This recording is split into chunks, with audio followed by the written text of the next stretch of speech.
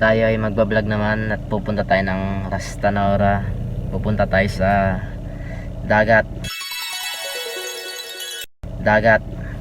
Titignan natin kung maganda yung dagat ng Rastanora, kasi ngayon delivery ako. Ngayon may inaantay lang muna akong customer at mahatid ko lang yung pagkain. Nandyan na siya, mamaya na lang ulit.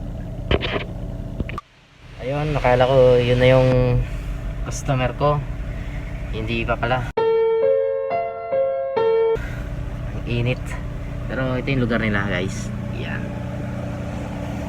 sa Aramco tayo. Yan, yun sila lang. Nahanap ko si sir kung saan siya dito lalabas. Tingin ko dito eh, kasi malaki ito, malawak. Yan. Pagkatapos ko dito, magpupunta tayo ng Rastanora sa dagat. Titingin lang ako saglit kung maganda yung dagat nila.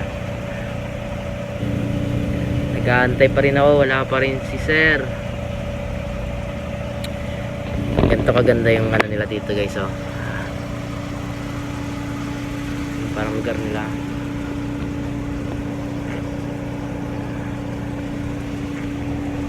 Yung ginagamit ko ngayon sasakyan, wala yung isa naming sasakyan. Ayun nata siya, ito nata na kulay black. Ayun na siya, parating nata siya. Ito yan. Sige na, at mamaya na lang ulit.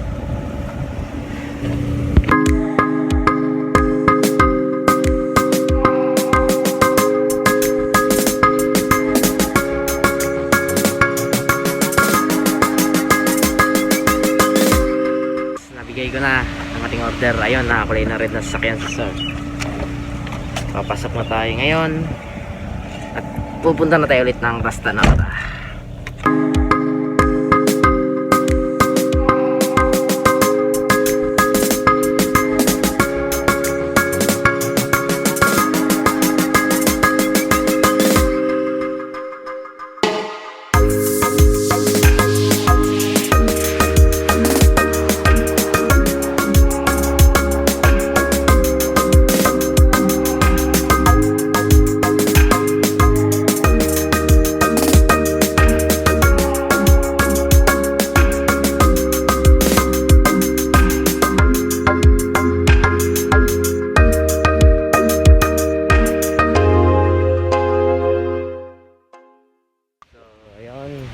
Parating na tayo. Ito pala yung Corniche. May baseball sila doon. Football. Tapos ito, yan, lawak ng lugar nila. Ito yung sinasabi nilang Corniche, ang Rastanora. Titignan natin yan.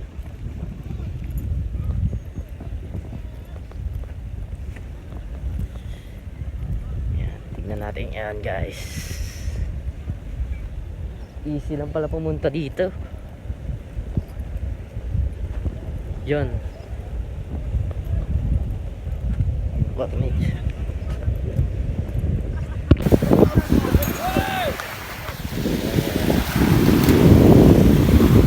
Yun, may mga naliligo.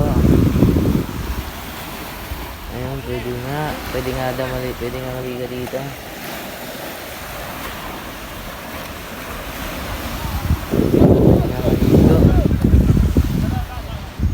Daming ang tao.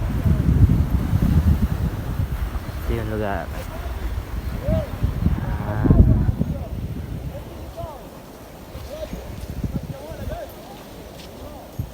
Pwede pala talaga maligo dito.